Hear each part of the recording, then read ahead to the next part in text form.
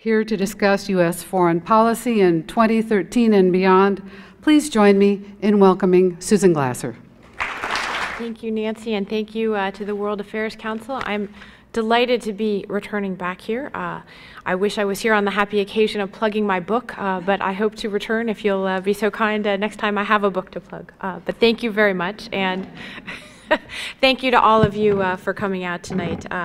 I'm delighted to be able to talk to you and looking forward very much to the questions, especially now that I see we have wine being served, so I'm assuming that your questions are going to be even better. Perhaps if I get a glass, my answers will be even better. This is what good timing to have a conversation about President Obama and his second term and 2013. Even a little bit of news to get us started off today, although I have to admit it sort of ruined my plans. You know, I had all my long prepared speech to give you about American foreign policy in the age of Secretary of State Susan Rice. Had to throw that out this afternoon.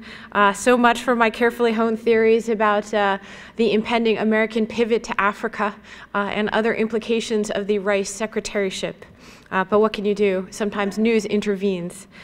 Clearly, in fact, the subject of foreign policy in the second Obama administration is a little bit of a moving target and has been ever since that little business of the election was taken care of last month. In all honesty, I have to tell you that if I was really going to be talking to you tonight about American foreign policy in Obama's second term, we'd be having a very short conversation, and it would involve two words: the fiscal cliff.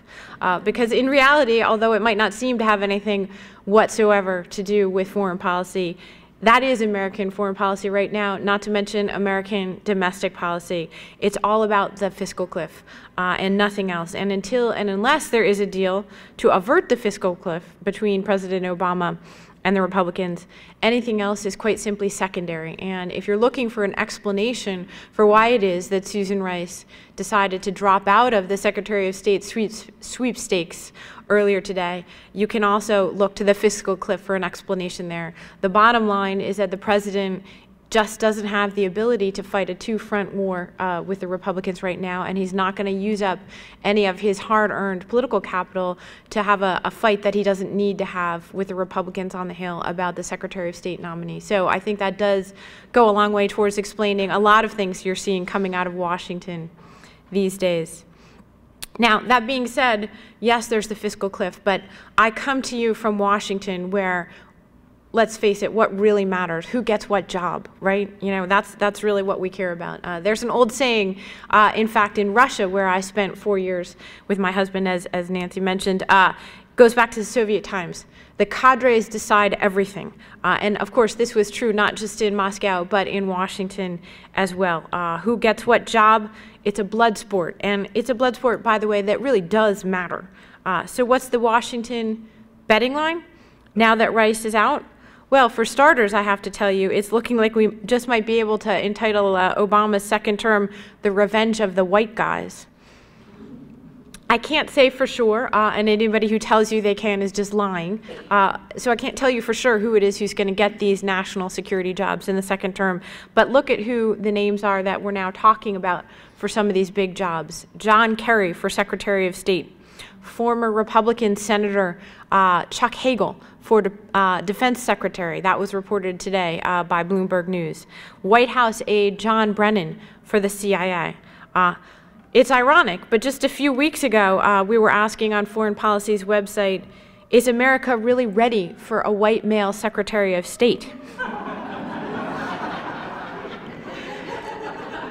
But, you know, I have to tell you, the answer just might turn out to be yes, and a whole lot more white males where that came from. So we'll have to see. And, you know, again, I'm not selling you the Brooklyn Bridge. I can't tell you for sure who's going to get these jobs, but it certainly looks like Obama is considering what amounts to a very experienced, a very qualified, a very capable group of white men who also are likely to win Senate confirmation, which clearly is a top priority these days. But, of course, Washington needs policies, not just policy makers. And on that score, surprisingly, there's been much less than you would expect when it comes to those knowledgeable about what it is that Obama has planned for the second term. You'd be forgiven if you missed that part of the 2012 campaign. You know, the part where he spelled out exactly in great detail what he was going to be doing? I know.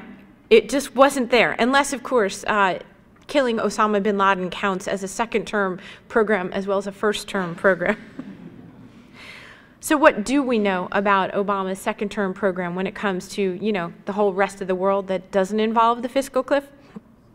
Well, of course, we do know some things. It's not exactly like it's a blank slate that we're facing. And first and foremost, of course, is his pledge to withdraw American troops from Afghanistan by the end of 2014. And this, of course, is something that if he could, my sense is he would do it even sooner.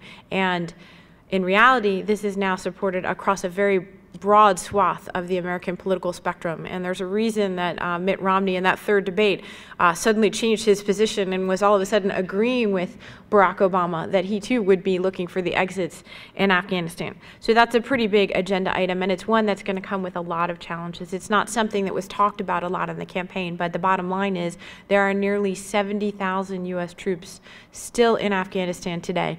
Getting them out of there with the uncertainties of a political transition that will also see Hamid Karzai slated to leave office in 2014 and no obvious successor whatsoever to him, it's going to be a tall order just for Obama to figure out a way to fulfill that campaign pledge. What else is on his docket? Well, reduce our defense budget. With or without the fiscal cliff, with or without sequestration, you are looking at the possibility of very real cuts to an American military that has grown used to 10 years of ever expanding budgets. And I do imagine that you're going to see a battle royale one way or the other, not just with Republicans and Democrats, by the way, on Capitol Hill who don't want to see further cuts, but a big debate within the Pentagon and within the Obama administration about what are the right kind of cuts to make. What kind of military do we need to fight the wars of the post 9/11 era? We're just busy still extricating ourselves from two battles, classic counterinsurgency campaigns. What are the conflicts we're going to face in the future, and therefore what kind of military do we need to be building even as we're cutting back on the military that we have been building over the last 10 years. This is, again, going to be quite contentious, even though we know it's something that's on Obama's agenda. What else? Well, he talked about nation building here at home, which is a code word for I'm going to really, really, really try hard not to get us embroiled in any new military interventions abroad if I can help it, because we need to focus on things like education and infrastructure and all those things that have taken second stage in what was a very national security focused decade. And then there's the famous pivot to Asia, which has been in many ways the major strategic effort of the Obama administration's foreign policy in his first term. What is that going to look like in the second term? To what extent is that something that they can follow through with?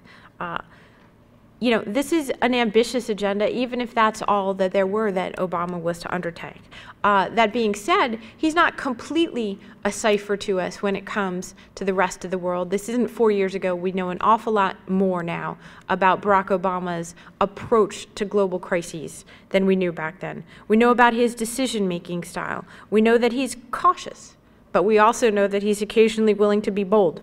We know that he's no crusading democracy activist, but also very far from a stay-at-home isolationist. We know that he means it when he says he wants to pursue a pragmatic, interest-based foreign policy, shaped not only by the national interest, but also by our capabilities. He's not the American declinist of the campaign caricature, but he's also very clearly preparing America for a moment when it may be a superpower that picks a whole lot fewer fights, or at least does so a lot more carefully in the future. But the bottom line is there's no new Obama doctrine out there ready-made for us as we think about what the challenges of the next 4 years will bring for him. But I would suggest to you that you might be thankful for that after all. It could just be wrong or misleading or even both if Obama had promised us more in his campaign. And the truth is, just think back 4 years ago to what we expected of Obama, the foreign policy president, when he came into office, filled with promise in January 2009. Remember, this was the Obama who pledged to stop the rise of the seas, end nuclear weapons, reinvent American diplomacy by talking with not only our friends, but our enemies as well. And of course, doing this all while ending the war in Iraq, showing how to do the war in Afghanistan right, embracing multilateral institutions, and transforming our economy. Okay, so we know how that worked out. So perhaps we should be grateful, is all I'm saying, that Obama has learned to avoid grand promises and big visions, sweeping rhetoric, and the inevitable heightened expectations that come along with it. Take the so-called pivot to Asia. This is a lot easier to talk about than it is to execute. What did Obama do immediately after he won re-election in November? He took a big, long-planned trip to Asia. He went to Thailand, he went to Cambodia, and of course, the highlight of his trip was he went to Burma, which has seen a remarkable democratic transformation in the last year. And I think Obama was there in part because they wanted to bask in some of the glory, the sheer unlikely feel-good story of being able to go and pay tribute to the incredible courage of Aung San Suu Kyi as she takes on her new role as a politician in a country moving with incredible rapidity towards democratic reforms that would have been unthinkable just a couple of years ago. So what happened in the world? Guess what? Nobody cared. Nobody cared that Barack Obama made his first trip after the election to Asia. Why? Because the Middle East was exploding. The Middle East does that, doesn't it? Yes, another war in Gaza. Yes. Jordan exploding, will the king fall? Egypt in constitutional crisis, just a mess everywhere you looked. Every press conference he gave, what was Obama asked about? He wasn't asked about Asia. He wasn't asked to give inspiring remarks about the great transformation of Myanmar. No, he was asked about the Middle East because that's what happens to American presidents. The Middle East just won't be ignored and pivoted away from, no matter how much we'd like to do so. So the truth is, I think it tells you something very real about American foreign policy making, which is that in the choice between the inbox and the soapbox, if you want to know what a president is really going to focus on, you better look at the inbox. The bottom line is that's the stuff that won't slip away, and grand strategic visions are all well and good to talk about, but in the end, we expect our leaders to focus on the inbox, and that inbox, think about what it contains right now. It's got an awful lot of Middle East in it. It's got Syria. It's got Afghanistan. It's got Iran. It's got Israel. It's got Egypt. And, oh yes, of course, there's a few dozen other traumatic crises waiting to explode just in case Obama doesn't have time filled enough with the Middle East. There are tensions with China rising as it confronts neighbors who are increasingly worried about China's rise. Problems in the South China Sea. It's got tensions with Russia. A returned Vladimir Putin has been very eager to show his muscle and to make clear that no American interference in his domestic politics are welcome. Thank you very much. Oh, and yeah, there's that little business of the European economic mess. This is, after all, our biggest not only trading partner, but most reliable and solid ally in dealing with all of the other problems that are in the inbox, whether it's Syria, whether it's Iran, whether it's tensions with China. Who are we going to look to as our partners in coming up with solutions? It's Europe. Well, if Europe is a basket case, the way that it has been for the last 4 years, it's going to make it a whole lot harder for Barack Obama to do his job. And these are just the front page crises that confront the president. There are certainly many, many others lurking around dark corners just waiting to jump up and scare you. Call them the known unknowns, as Donald Rumsfeld so memorably termed them. But just because Rumsfeld said it didn't mean it wasn't a very useful phrase. There are definitely unknown unknowns, but there are a lot of known unknowns as well. We might be thinking about Syria and what we should be doing to end the slaughter there that has led more than 40,000 people to be killed so far. But think about the crises that aren't hitting your front pages right now. The rise of al-Qaeda in the Sahel and the creation of a new refuge and safe haven for jihadist groups in the failed state of Mali. A place, by the way, that just until about a year ago was hailed as a model of African democracy. Think about the prospects of further state collapse in the Middle East. Forget about the front page stories that we're talking about in the Middle East. What happens when even more unstable regimes totter or create political chaos in the region? What if there's another political transition in Saudi Arabia, where the king isn't looking all too good these days? And by the way, the next in line for the throne is yet another octogenarian brother. So that, we're looking at the potential for long-term disruption in Saudi Arabia. Or Jordan, as I mentioned, where thousands and thousands of protesters in the streets, and where the monarchy has been a reliable ally of the United States, but may be increasingly untenable as unrest spreads throughout the region. Think about Yemen, another teetering semi-failed state where we're actively in a state of more or less war, even if it's not covered, as we seek to do battle with al-Qaeda militants who've taken over whole swaths of territory in the last year in Yemen. Again, it hasn't even been made the front page.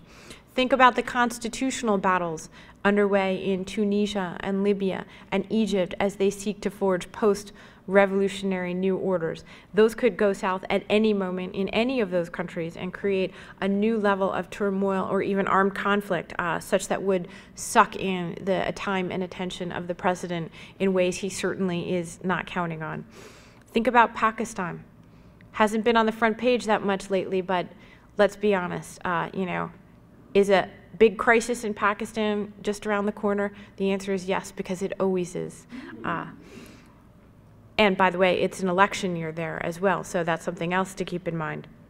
And that doesn't even consider the prospects of a known unknown that might include the weakening of the powerhouses of growth in the last decade when we weren't paying so much attention. What happens if instead of being emerging markets that are carrying the future alongside them, China and India see growth weakening as they have in the last year? Weakening economies there, uncertainties about the political system and political stability in both countries. What if we can't count on them going forward? This is a crisis that would quickly come to overwhelm anything else that was in Obama's inbox, especially when he's dealing with such a fragile recovery here in the United States. And that's just the category of things we know about that could happen. What about that whole other category of challenges that Obama will be looking at and thinking about, even if he's not so far talking about them?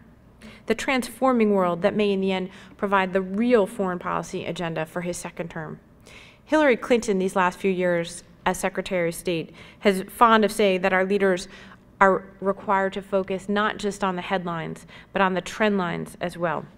So what are those trend lines? The things that aren't easy to put into a quick news story, that aren't easy to focus or translate into a campaign slogan, but that are going to be driving the thoughts and the obsessions and the worries of American policymakers when they think farther down the road than the next presidential campaign. There are so many that are important to spotlight, and I won't even talk about the technological transformations that so many of you here in the Bay Area are helping to power along. But think about these few things as you think about something that doesn't often enter the foreign policy conversation, but that just might be the stuff of foreign policy in the future. Think about the transformative possibilities of this new North American oil and gas boom that we're seeing, that has a possibility literally to rewrite geopolitics as we know it. Over the last few years, nobody predicted this. If we'd had this conversation 4 years ago at the beginning of Obama's presidency, we wouldn't have been talking about an oil and gas boom here in North America. We'd be talking about alternative fuels. We'd be talking about, can we ever break this cycle of dependence on the Middle East? Instead, you had the specter of the president on the campaign trail talking about America as the quote-unquote Saudi Arabia of natural gas. It's been that quick and that dramatic. Does this have the possibility to rewrite the world order as we know it? Does it have the possibility to shift our gaze finally potentially away from the Middle East over the long term in ways that could potentially be very beneficial? Does it have the potential to make our relationship with Canada and Mexico a whole lot more important? Absolutely. This is something that I certainly would spotlight as a major long-term over-the-horizon trend to be thinking about. What about the rapid urbanization of the rest of the world? now already at more than 50% of the world's population is living in cities, and we're headed up towards 60, 70, even 75% in the next few decades. The world is headed from 7 billion people, where it is today, to more than 8 billion in not a very long time horizon.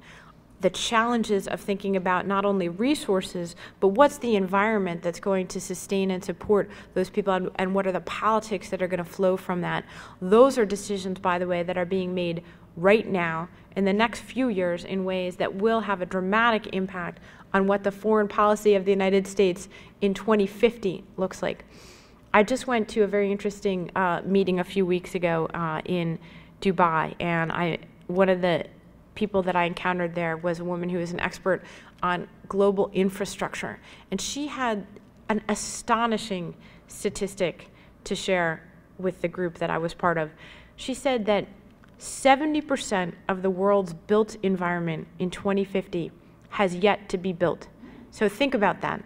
It means that virtually all of the buildings that all of those 8 billion people are going to be encountering, they haven't been made yet. It means that the decisions that we make today about the kinds of environments that we're living in, how we do things, what kind of cars we drive, what kind of cities we build, are really going to shape pretty much everything about not just our grandchildren's future, but actually our children's. It's that soon over the horizon. And I think the final thing that I wanted to spotlight for you when you're thinking beyond the day's panicked headlines is, what does the next decade hold for us in terms of the emergence, the continuing emergence of the global middle class? Here's the positive side of the story. We have someone who writes a column for Foreign Policy called The Optimist, because the truth is most foreign policy news is not so much on the optimistic side. But this, I think, is one of those good news stories. If in the last decade, the big story in many ways was the lifting out of poverty of 1 billion people in Asia, largely fueled by China, I think over the next decade, 1 billion more people have the prospects of being lifted out of poverty. And where's the next frontier in that story? It's in Africa, which has up until now largely been left behind. And I think there's many people who are already betting on this as one of the big stories of the next decade. It's something that you'd think that a president with African roots for the first time in America's history might spend a little bit of his time in the next 4 years thinking about as well. Even if we didn't hear anything about it on the campaign trail, my prediction to you is that you might hear a little bit more about it from the president over the course of these next few years. Now, I'm eager to get to your questions, and I will leave you with this thought. Predicting the future is, of course, risky business. Just ask the National Intelligence Council, which just this week came out with its widely anticipated Global Trends 2030 report, filled with predictions, and of course immediately widely criticized for not being specific enough in their predictions, or way too predictable, shall we say. This is the group, after all, that did predict the collapse of North Korea and the reunification of the Korean Peninsula, unfortunately by 2010. Well, how's that working out? You know, Bob Gates had it right when he pointed this out not long ago. The United States government has had an unbroken record since Vietnam when it comes to predicting where our next national security conflicts will come. That's right, it's 100% wrong, that is. So I'll leave you with that when you read the words of experts and pundits and commentators like myself when it comes to what kind of challenges lie over the horizon. That's the great thing about the world. It's not a boring place, so why should our conversation about it be either? With that, I'll leave you to your questions, and thank you again. Thank you for that thoughtful tour of the issues. We'll be able to drill down into some of those subjects during your questions. To go back to the beginning of your remarks, how would you evaluate Hillary Clinton's tenure as Secretary of State? Well, you know, that is a great question. Thank you so much. You know, Hillary Clinton, I think, has done a remarkable job of reinventing herself. Such a remarkable job, we might forget actually where she was 4 years ago, which is very much down and out, very much, oh good, the wine has got, so you want the General Maya just brought us some glasses of wine. It's very nice. Excellent. Great hospitality here. I think that means he wants me to give the very frank answer to all these questions.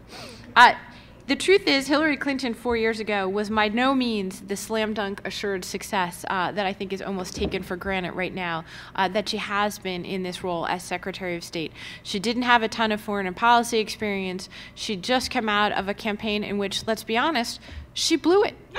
She blew it. She was the overwhelming favorite, and she ran a very poorly managed campaign and really managed to let go in some significant ways of a lead that should have proven insurmountable. And yet, it seemed that Secretary of State was a perfect role for her. The team of rivals approach never really happened. That inevitable conflict between her and the president's men somehow never came to pass. There were no explosive confrontations. She managed to work quite closely with Obama, and she also managed to harness her global celebrity and star power to a really relentless campaign to put America back on the soft power map. So in many ways, I would say, that the acclaim for Clinton's tenure as Secretary of State is very justified. However, I would also caveat it with this. What exactly is a Secretary of State supposed to do in this day and age? Do any of you know? Because I'm not really sure myself. And the truth of the matter is, I do think that as widely praised as Clinton is, very few people have any idea whatsoever what she actually does in this job. So there might be a correlation between approval ratings and the lack of a really in-depth knowledge. They got the sense she's out there, she's actively traveling the world and representing American interests. What she's doing behind those closed doors, though, my guess is very few people have any real insight into. As we are guests of the Marines Memorial tonight, and in partial thanks for General Myatt's offerings, one of the issues that you mentioned was what kind of military do we need to build? And I'd like you to elaborate on that, please. Well, my goodness, that's a great question, and I'm not sure that I would even be qualified to begin to venture an answer there. I think I can say this, that it's going to be a major debate. In many ways, it is the long deferred debate that Rumsfeld wanted to have when he came into office with Bush in 2001. Remember, they certainly weren't anticipating fighting a land war in Central Asia. What Rumsfeld was looking at was the transformation in military affairs and the question of, can we build a new technology-driven, lighter, faster, smarter, leaner, meaner military for a new era. Now, there were many mistakes were made, as they say, when it comes to applying that concept, and it certainly didn't work in the context of the wars that we launched in Afghanistan and Iraq. But I think you're going to see an updated 10 years later version of that debate play out now. I think that, what kind of military do we need to be building to address the cyber threat that is only growing more and more each day? What is the capacity that we need to maintain to have a physical presence on the ground in some of the world's hotspots? Americans are used to thinking themselves by now as an indispensable superpower. We've gotten the habit of it. Look at the furious outcry after the Benghazi incident in which 4 Americans were killed at the U.S. consulate there. What were Americans furious about? How come we didn't do something? How come we didn't send in the Marines? How come we weren't able, at a moment's notice, to go to an obscure corner of eastern Libya and defend our Americans? And that's, a very justifiable impulse. But I think if you pull back from it a second, it suggests that we have not necessarily adjusted our global aspirations and our aspirations to be anywhere that we want to be at a time of straitened budget circumstances. Let's stay on domestic issues just for one more moment. And you have stated that predictions are usually a casualty, but I'd like you to make one, and then we can just see what happens and not take it too seriously. What role do you see Susan Rice playing in the next administration, as she certainly will not be Secretary of State? Yes, well, that's a very good question, and this is all playing out very quickly in some ways. So partially, I would say stay tuned. She said for now in her letter to the president asking that she be withdrawn from consideration for the secretary's job, that she will remain for now in her post as U.S. ambassador to the United Nations. She is, by all accounts, a very close and trusted advisor of President Obama's, and I think she might remain a very strong candidate for national security advisor should the position open up. So that's a question. We don't know just how big of a shakeup Obama is planning when it comes to his team. Tom Donilon, who is in the role of National Security Advisor now, is widely expected, had been expected to stay on in the job. He also might face some challenges in getting confirmed by the Senate, so people had expected that he would not be a candidate for, say, Secretary of State or CIA Director, both of which require Senate confirmation. But, you know, perhaps there's another job in the administration for Donilon, and perhaps Rice would flow more naturally into that job, which is essentially a staff job to the president. So that's where she could take advantage of her closeness with Obama and yet also not have to worry about those pesky senators voting on her nomination. I'd like to take, and the audience has a great interest in your background in Russia, both directly and indirectly. The Russian deputy foreign minister today admitted that Assad's government was losing control of Syria, and Russia was preparing to evacuate its substantial number of citizens there, as much as half of whom may support the rebels. Some expect Syria to split into 4 parts that would be home to a distinct ethnic and religious group, such as Yugoslavia in the 1990s. Could you comment on that, please? Well, Syria, of course, has been the great sort of open, gaping wound of the last almost 2 years now. And really, the U.S. and its Western partners don't have very much to be proud of when it comes to watching this sort of slow motion disaster unfold in very predictable and very unfortunate ways. And I think I have been very critical of the role that not only that Russia has played in this, but I think that Americans have lost some significant time in figuring out how to address the Syria crisis by engaging in diplomacy with the Russians that never seemed, to me at least, that it was designed to go very far. And, you know, yet painstakingly for a good 9 months or more last year, Susan Rice and her colleagues were negotiating at every turn with the Russians, seeking to avoid their use of a veto in the UN Security Council in order to get a consensus global response to this. And frankly, I don't think that was ever going to happen. And what really happened as a result of that was that we lost 10 months' time in investing in the idea that the Russians might be moved off something that I always saw as really core to Russian foreign policy principles at this point. Why? And it tells you something about Russia today. Vladimir Putin looks at something like what's happening in Syria, and he thinks about the survival of his own regime in Russia. And this isn't just about having the remnants of a Russian military presence in the Middle East and on the Mediterranean. It's not just about, well, Bashar Assad has been a good customer for our weapons over the last several decades, so we don't want to lose our in with the military there. I think it's actually a much more fundamental issue for the Russians and the Chinese too, by the way. They don't want to establish the principle that the outside world, the United Nations Security Council, can violate their sovereignty when it looks like there's a domestic conflict that erupts into civil war. Why? Because both the Russian and the Chinese regimes, that's the scenario that keeps them up at night. And so to me, that's not something they're going to be really willing to negotiate with the Americans over, because to them, it's a fundamental principle involved. And so we probably should have been looking elsewhere with our diplomacy, and it might have led us to take some steps a lot sooner. To follow on more centering on Russia itself, an article in the Financial Times this week concentrates on a new policy percolating in the Russian government based on one of the most conservative and nationalistic Russian thinkers of the 19th century, the idea that there is a unique Russian civilization that needs to be nurtured and promoted.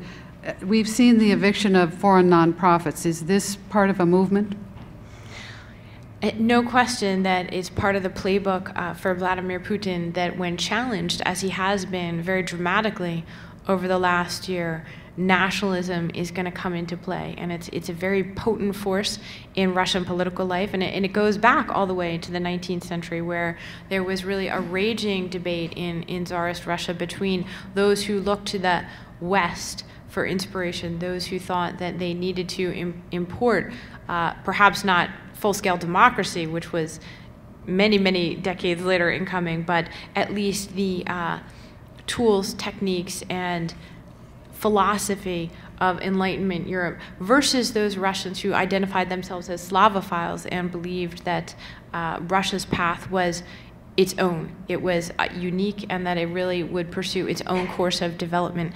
That split exists within Russia today, and I think that Putin has very skillfully sensed that he needs to make a pretty hard turn to the right at a time when you see Western-oriented liberals, middle class, upper middle class, actually taking to the streets for the first time in the decade of Putin's rule. He said, well, fine, I thought you people were with me, but never mind, because I've got the real streets behind me. What would you expect in U.S. relations with Russia, especially on disarmament and our efforts on the missile shield? Well, this is actually a really good question, and I think this is part where our crystal ball gets quite murky. As you know, in his first term, Barack Obama came to office, and he pledged and carried out what he called a reset in relations with Russia. And that was, I think, a good thing on balance, and probably most people in the Democratic Party and the Republican Party think that that was a necessary next step. Basically, the United States and Russia were pretty much not on speaking terms as a result of the war in Georgia, and by the end of Bush's term, it really was a pretty disastrous relationship. So Obama came in determined to kind of set things right and to get us at least back on the course where we could talk about the things we needed to talk about, where we could do business where we could do business, and at least agree to disagree on everything else. And that worked, and that achieved some benefits. However, I think even the Obama team would admit that the reset is long since over. And I think many people abuse this metaphor, and I'm on a campaign for them to stop. People all the time asking me in Washington, well, you know, how do you see the reset continuing or not? You know, I'm not a great technologist, but when you reset your computer, you get one chance to push the button, right? And then it pops back up, and then you have to do something else if that doesn't work. And I think we're at that point where we reset the computer, we can't do it again, and we can't just keep our finger pressed down on the button and hope that something good happens. So we're going to have to look for some other ways to engage Putin in Obama's second term. Cybersecurity is on everyone's mind, but how well protected are we? What is known about the cyber probes emanating from the PRC? Well, you know, this is something that you're hearing more and more about. In fact, this year, there's been a major shift in rhetoric by U.S. officials. You've heard both Hillary Clinton and Leon Panetta, the Secretary of Defense, talk much more openly than they ever have before about what they consider the very serious nature of the threats coming from China on the cyber front. They've also engaged in private talks where they've explicitly put this cyber confrontation on the table with their Chinese counterparts this year for the first time ever. I don't think they're making any big claims to have actually achieved any meaningful breakthroughs in those conversations, but I think it suggests the level of alarm that U.S. officials have about this, that they're willing to engage in a whole new level of, you know, really scaring us silly about this kind of stuff. So I think you're going to see billions more dollars poured into the military and non-military components of addressing this cyber challenge over the next few years, even in the context of the budget cuts that we talked about earlier. You know, there's a raging debate in military circles about how much of an actual threat this does constitute to us. In the end, would you rather have a shooting war or a cyber war? There are certainly plenty of people who say that while a cyber war might prove to be deadly, in the end, they'd take it if the choice is between that or people pointing guns at each other. Please comment on the defense establishment's desire for larger clandestine operations, with focus on extremists in Africa and the pivot to China. Well, I think there's a lot going on in that question, and I'm not exactly sure that when it comes to special operations, which are certainly a favorite poster child of the U.S. military over the last decade, they might envision this, but I don't imagine they're super actively planning for special forces operations in China or in the context of even a growing U.S. focus on the Asia-Pacific region. That being said, the resources for special forces have gone up and up and up. And in many ways, I think one of the more potentially disturbing and certainly significant developments of the last few years has been almost the merger and the fusion of special forces by the military, by the intelligence agencies. You really have a whole new kind of war being waged. It's outpaced our legal framework for thinking about war.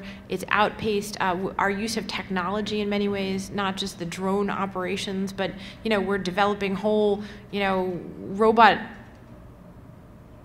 armies and weapons that really we haven't thought through. Where does this fit in our framework of right now is a very conventional definition of warfare. So yes, more and more unconventional warfare, including special operators, merged and fused with both intelligence and our new technological capabilities in ways that I think 10 years from now, war is going to look very different than it does today. Regarding the pivot to Asia, do we have or should we have an alliance structure that will address burden sharing in the region? Well, that I think is at the heart of it, and in many ways it's going to be negotiated over the course of some very difficult decisions that we have to make, not only about is the pivot to Asia even real? And is it primarily military in nature, or is it something that means something much more economic and strategic as well as military? And that's a fight that's just in its early days back in Washington. You certainly have classic national security hawk types who believe that the pivot to Asia very much is a military story, that it is very much about containing what they believe is a rising China. Now, that word containment is practically nuclear when it comes to the U.S.-China relationship, and many Chinese analysts are convinced, along with the hawks back in Washington, that the pivot to Asia really is all about encircling China, building a network of alliances that's going to contain this threat of a rising new power that many believe will no longer be content to focus inwardly, as China has done over the last several decades, but will want to soon begin projecting its power outwards. At the same time, of course, American officials at the most senior level are absolutely eager to dispel the notion that this is about containment, and they cast it in much less threatening terms.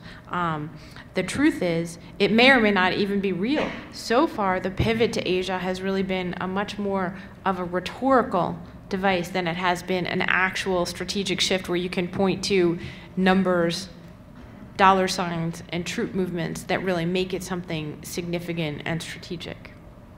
Continuing in Asia, what do you think we should expect from North Korea in 2013 and beyond? Well, I'll refer you back to that National Intelligence Council prediction that I mentioned. If you keep predicting something long enough, eventually it will be true. And you know what? Eventually, my guess is the North Korean regime will collapse. Eventually, there will be reform of some sort. Eventually, we may be looking at reunification. Whether 2013 is that year or not, well, I would hesitate to say. China and Africa relations have boomed in recent years. What is the reason for the interest, and are the Chinese attempting to beat the U.S. in a new supposed race to trade with the continent? Good question. There's no question, first of all, that trade between China and Africa has absolutely exploded over the last decade, and that it is undertaken in a very different model than the traditional U.S. and Western European concept of aid delivered to Africa. China's aid exists. It's much more economic in form. It's much more straightforward and transactional.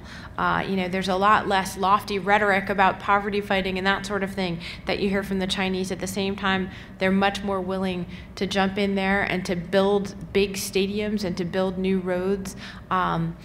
There's also an increasing backlash, though, against that money pouring into Africa. There are concerns by many in the region, both governments and non-governmental organizations, that China has really pursued this transactional approach to Africa to an extreme, and that really what they're looking for is a form of resource exploitation as they think about the incredible and almost terrifying demands of their exploding population and their inability to service those demands through resources existing within China itself.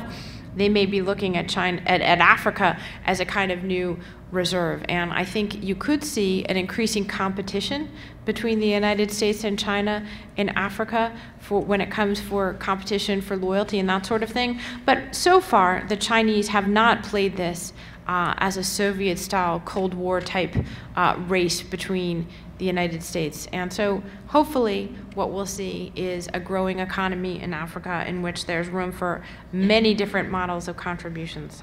But, stay tuned. What stand should the United States take in regards to the attempts by China to gain control of fish and mineral-rich islands in the South China Sea that are also claimed by our allies? Well, the South China Sea is something that you've been hearing an awful lot about over the last year, and a bunch of uninhabited islands that, probably nobody ever spent much time thinking about, and frankly, there's, fewer inhabitants than there are people in this room. So, on the one hand, that shouldn't be the flashpoint for a major deterioration in all of Asian security, right? On the other hand, you have seen a tide of rising nationalism within China that suggests that this is a power that has emerged and is very interested in testing what are the new boundaries, what are the new limits for their role in the region. And of course, they have many neighbors who have gotten increasingly nervous and increasingly, therefore, fueling nationalism of their own as they've become increasingly nervous about China's resurgent role. So I think the recipe for an increasing number of conflicts is there. So far, remember that this whole world is secured by U.S. naval power, and that our ability to project force in this neighborhood and to maintain a strong network of alliances with the countries around China has been the key to our maintaining ourselves as the leading power in the Asia-Pacific. Whether that will be true or not in the long term, it's very hard to say. Remember that it's far, far away from the United States. Just a couple weeks ago, China made a landmark of sorts. They have their first aircraft carrier, and they made their first landing on the aircraft carrier, a key step along the way to being able to project naval power that is what they call a peer competitor to the United States. It's going to be a long time before that actually comes to pass, but in the scheme of things, not that long, and I think it's certainly inevitable eventually. There's a student question which is tremendously optimistic, and so I have to ask it, and we're kind of moving away from particular countries to an overview.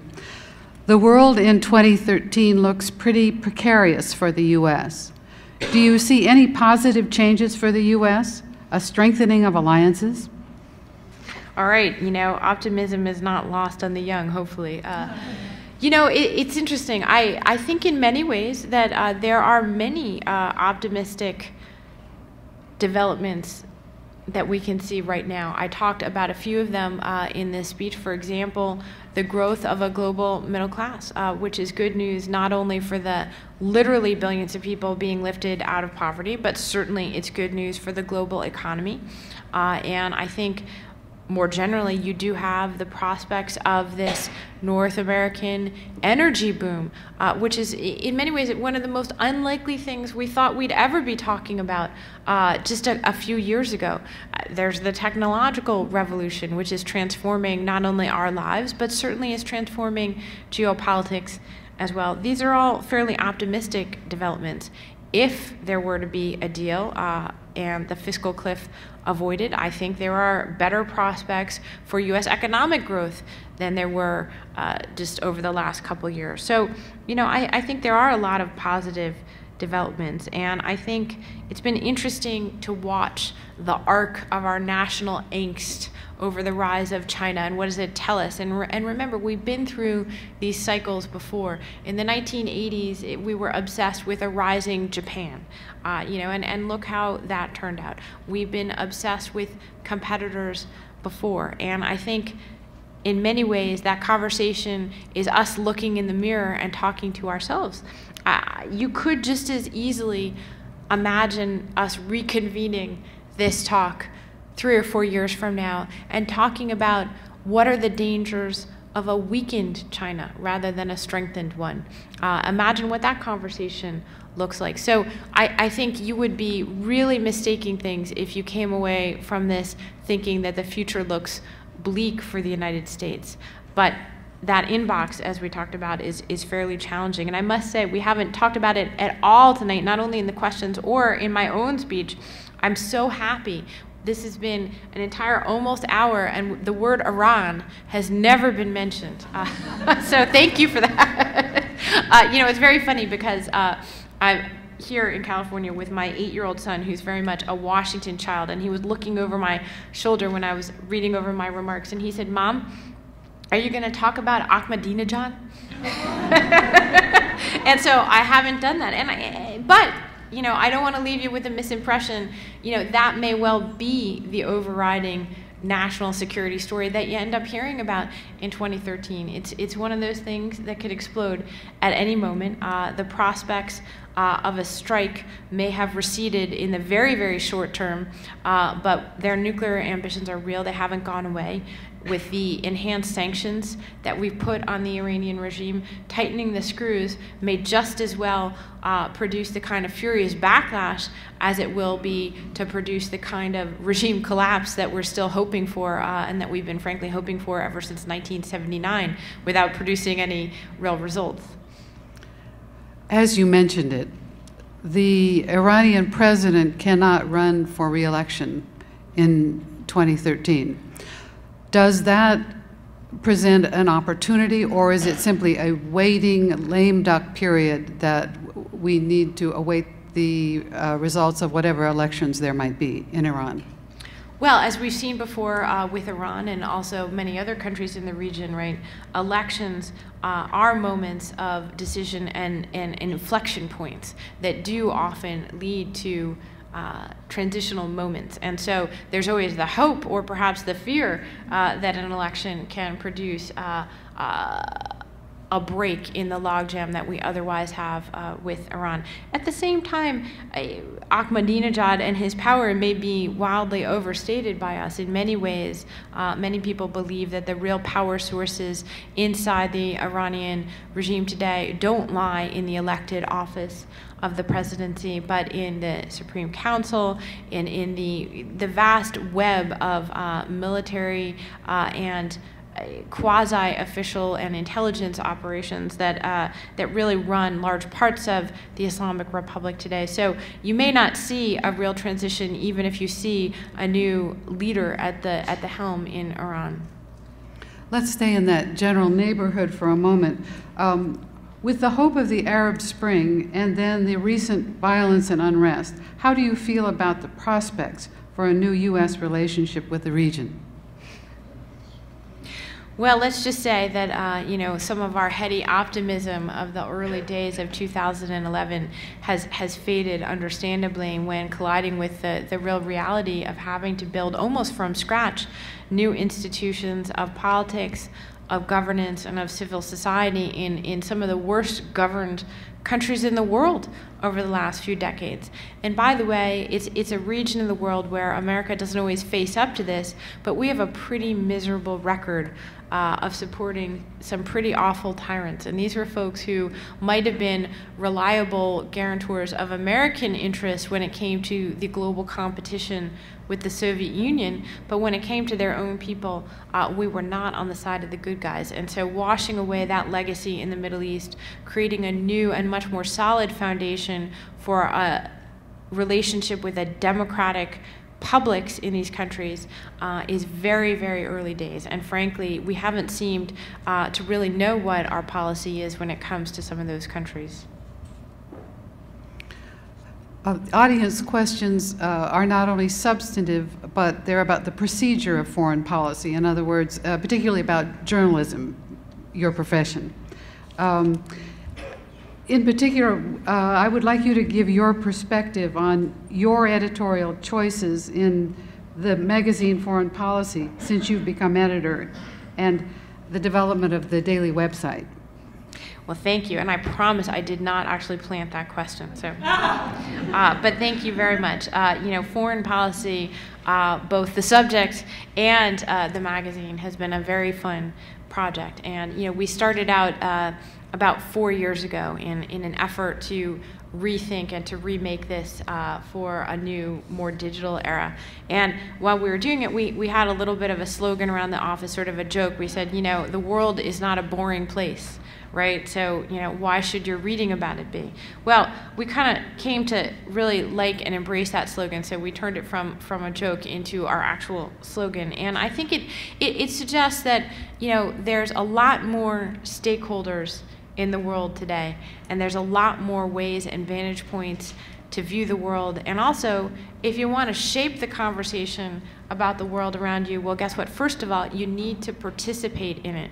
And we have these amazing new tools to do that. And so you'll hear a lot of people worrying, and rightly so, about the state of journalism today and how we're losing our ability to tell important stories and look at all the cutbacks in newspapers. And those things are all real, and they're all things that worry me too. But the flip side is you don't hear nearly as much, I think, about the opportunity side of journalism. And right now, I would say it is what I hope to be the beginning of a golden age for anyone who cares about information, who cares about knowledge, who cares about reporting. You have access to more and better information about more places around the world today in more real time and by better qualified experts to whom you have direct access without mediation than you ever have in the history of the world. So can we make something of that that's more and different than the journalism of the past when it came to the world? Absolutely. I think that unfortunately, all too often, the kind of writing about foreign policy and foreign affairs over the last several decades in the United States, it was, you know, really done with a disdain for the audience, as if there were really only 100 people in striped pants who should be involved in this conversation, and, you know, even the basics of good writing should be left at the door in favor of new paradigms of this and that. We've left that behind, and I don't feel that anyone's crying over it. How do security concerns limit journalists today? You know, this is a really important question. You know, here I am talking in a very optimistic and bullish way about the opportunities for journalists around the world. But the truth is, our need for getting up close and into the middle of the story puts people at great risk. And I think it's a bigger and bigger challenge. Look at coverage of the war in Syria, where a number of journalists have been killed while trying to bring the story out to a world that has been otherwise all too indifferent. Marie Colvin, who was one of the great correspondents of her time, my friend and colleague Anthony Shadid, who died while attempting to go in on horseback into an otherwise inaccessible conflict.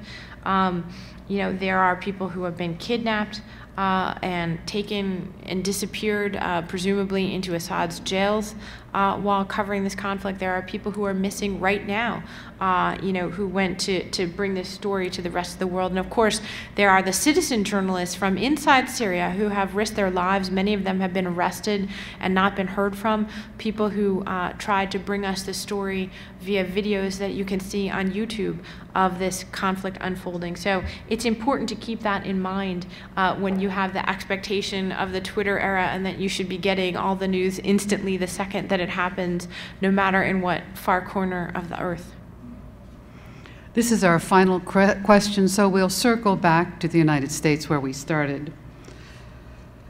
Secretary Rice and former New York Chancellor Joel Klein wrote a report on the state of K-12 public education as the national security and foreign policy issue of our time. Would you comment? Well, I already mentioned my 8-year-old, so clearly I'm in favor of better education for the U.S. I think that, when Obama talks, as I mentioned during the campaign, about nation building here at home, that's the kind of thing that he has in mind. And there are increasingly a group of really smart and well-respected thinkers who focus on foreign policy, who believe that in the end, rather than spending our time worrying about events in Iran that we have potentially very little ability to shape, we should be thinking that the best foreign policy might well be to strengthen and to shore up not only our institutions here at home, but our ability to think about what is the image that we project in the world overseas. Call it soft power, call it smart power, but I think it flows from having the best universities in the world today, which the United States, by the way, still does to a vast extent, and I think that often gets lost. But don't overestimate the soft power advantage of that. When you ask the average Chinese person studying hard for their exams in Beijing whether they'd rather go to a Chinese university or Harvard University or Stanford University right here in the Bay Area, you know what the answer to that is going to be. And I think that suggests the kind of foreign policy power inherent in strong American institutions. That's a great way to conclude our program. On behalf of the World Affairs Council of Northern California and the Marines Memorial Association, we want to thank Susan Glasser for her thoughtful comments this evening.